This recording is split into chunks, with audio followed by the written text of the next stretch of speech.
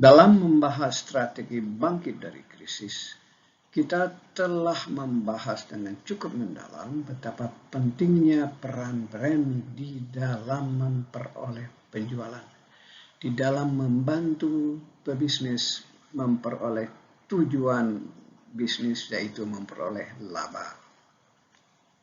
Mari kita lihat apa yang terjadi dalam interaksi antar brand dengan konsumen tersebut. Pertama, pebisnis itu membuat brand. Kemudian brand itu disampaikan, diiklankan, didistribusikan dengan berbagai cara, apakah melalui dalam jaringan atau luring atau di luar jaringan. Maka sampailah ke dalam pemikiran konsumen. Konsumen berpikir, kemudian merasakan. Kita lihat apa prosesnya. Pertama sekali, apakah dia melihat itu sebagai sesuatu yang bermanfaat? Apakah brand itu dilihatnya memberikan suatu atribut-atribut atau menawarkan sesuatu yang bermanfaat bagi mereka? Nah, itu tentunya berdasarkan pemikiran rasional mereka. Pertanyaannya lah bagi kita, apa yang membuat mereka itu memikirkan atau berkesimpulan ini adalah sesuatu yang bagus, sesuatu yang oke untuk saya. Itulah tantangan yang harus dipecahkan, yang harus dicarikan solusinya oleh pebisnis, agar brandnya itu memperoleh tempat di dalam pikiran konsumen. Setidak-tidaknya mereka yakin ini bermanfaat bagi mereka. Tetapi konsumen itu bukan hanya memiliki pikiran saja.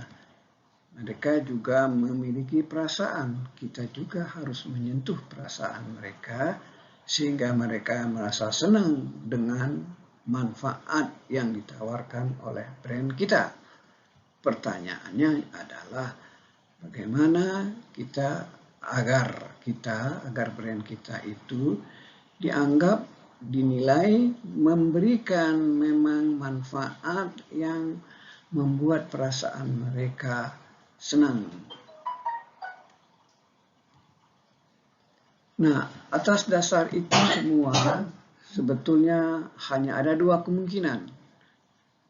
Simpulan pemikiran mereka dan tanggapan perasaan mereka bisa kurang menyenangkan atau ya mereka bukan untuk saya.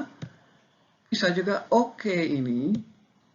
Ketika oke, maka mereka langsung bergegas untuk mengeluarkan uangnya. Tetapi sebelum dia mengeluarkan uangnya, dia berpikir sejauh mana uang yang saya bayarkan itu, yang merupakan pengorbanan saya itu, akan memperoleh balikan berupa manfaat yang oke bagi saya. Jadi keseimbangan antara uang yang mesti mereka keluarkan dengan manfaat yang mereka mesti terima itu mesti dipahami oleh pebisnis.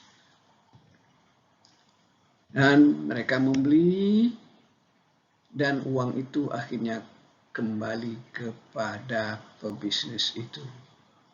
Itulah pentingnya brand. Makanya pebisnis yang baik memahami konsumennya, memahami bagaimana hubungan brandnya dengan konsumennya, memahami manfaat apa yang akan memperoleh penilaian positif dalam pemikiran rasionalnya, dan akan memperoleh tanggapan positif pula dari perasaannya.